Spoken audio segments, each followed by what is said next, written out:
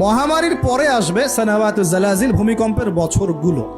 মানে বছর ধরে, বছরের পর বছর ধরে পৃথিবীতে বিভিন্ন জায়গায় ভূমিকম্প হতে থাকবে। কে বলেছেন?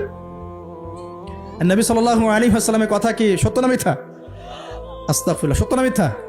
সত্য। তার মানে একটা হাদিস পেলাম, নবীজি বলেছেন কিয়ামতের আগে আগে কি হবে? ভূমিকম্পের বছরগুলো আসবে। ভূমিকম্প আসবে না, ভূমিকম্পের বছরগুলো আসবে। একটা হাদিস মাথায় নেন। 2 নম্বর, নবীজি বলছেন কিয়ামতের 10টা আলামত আছে। কয়টা? 10টা। তার মধ্যে 1 নম্বর আলামত হচ্ছে দাজ্জাল। কি নাম? দাজ্জাল। আচ্ছা, ওইদিকে আলোচনা নিচ্ছি না আজকে। 2 নম্বর হচ্ছে ইয়াজুজ আর মাজুজ, এটাও অন্য লেকচারে শুনে নিন। 3 নম্বর ঈসা আলাইহিস সালামের আগমন। 4 নম্বর দাব্বাতুল আরদ, জমিন থেকে প্রাণী বের হবে। 5 নম্বর ইয়েমেন থেকে আগুন বের হবে। ইয়েমেন থেকে আগুন বের হবে। 6 নম্বর দুখান, ধোঁয়া, ধোঁয়া দিয়ে পৃথিবী ছেয়ে যাবে। 7 নম্বর, 8 নম্বর, 9 নম্বর, এগুলো হচ্ছে 3টা বড় বড় ভূমিকম্প, ভূমিধস, যেটা হবে একটা পৃথিবীর পূর্বে, একটা পশ্চিমে, একটা মাঝখানে। পৃথিবীর পূর্বে মানে এই পুরো আমাদের সাবকন্টিনেন্ট সহ পুরো পূর্ব দিক, একদম ইন্দোনেশিয়া, মালয়েশিয়া, সব জায়গা পূর্ব দিক। পশ্চিম মানে পুরো পশ্চিমা সভ্যতা। আর মাঝখান মানে এই জাজিরাতুল আরবিয়া, মাঝখান। এই 3টা ভূমিকম্প হবে পৃথিবীতে, এখনো আসা বাকি আছে। বড় বড়, এগুলোতে ভূমি কাঁপবে না, ভূমি ধসে যাবে। কি হবে? নবীর কথা কি ভুল হবে? আর শেষটা হচ্ছে এই পূর্ব দিক থেকে, পশ্চিম দিক থেকে সূর্য উদিত হবে এবং মানুষের তওবার দরজা বন্ধ হয়ে যাবে। তওবা করে লাভ নাই। এই 10টা বড় বড় মধ্যে 3টা পেয়েছেন ভূমিকম্প। তাহলে পেলাম যে ভূমিকম্পের বছরগুলো আসবে।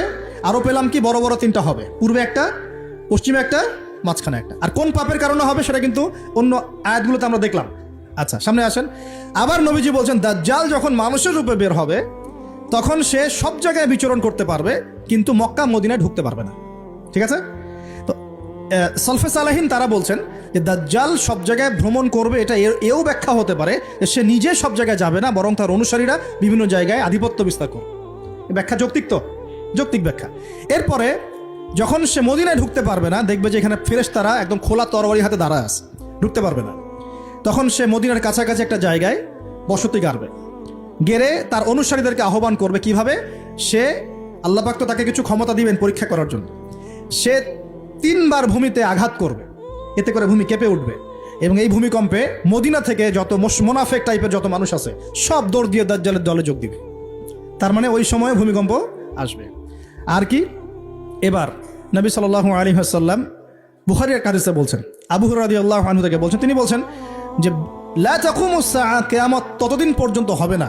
এই হাদিস দুটো একটু মনোযোগ দিয়ে শুনেন। কিয়ামত ততদিন পর্যন্ত হবে না যতদিন পর্যন্ত না ইউকবাদুল ইলম, জ্ঞানটাকে উঠিয়ে নেওয়া হয়। জ্ঞান কি হয়?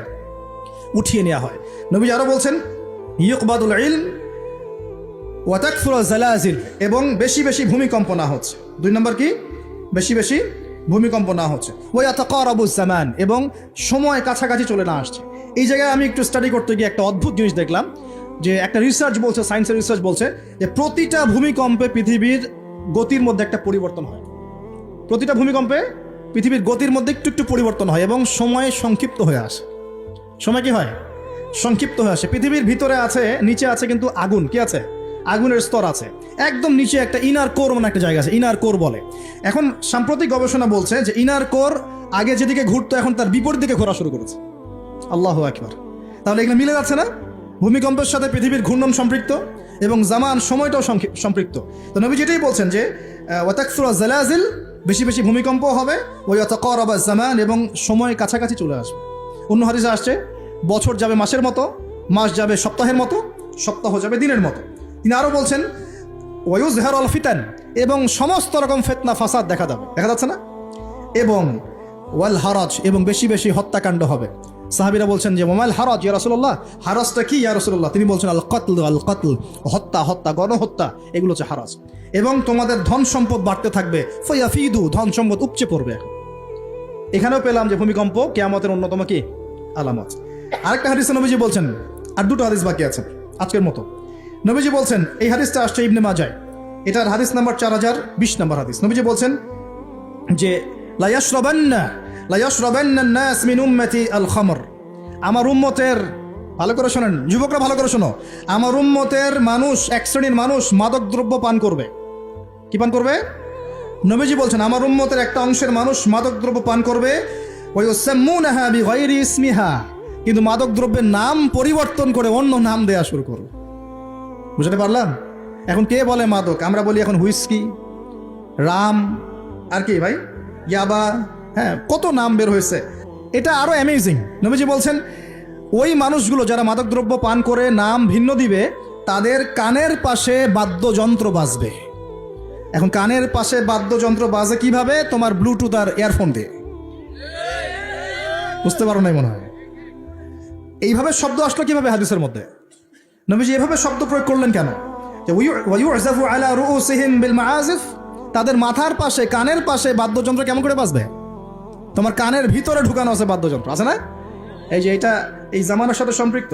ওয়াল মুগান্নিয়াত মানে হচ্ছে ওই গায়িকা নর্তকী, এবং তারা গায়িকা নর্তকীদেরকে নিয়ে সময় কাটাবে। আল্লাহ পাক তাদেরকে শাস্তি দিবেন কিভাবে?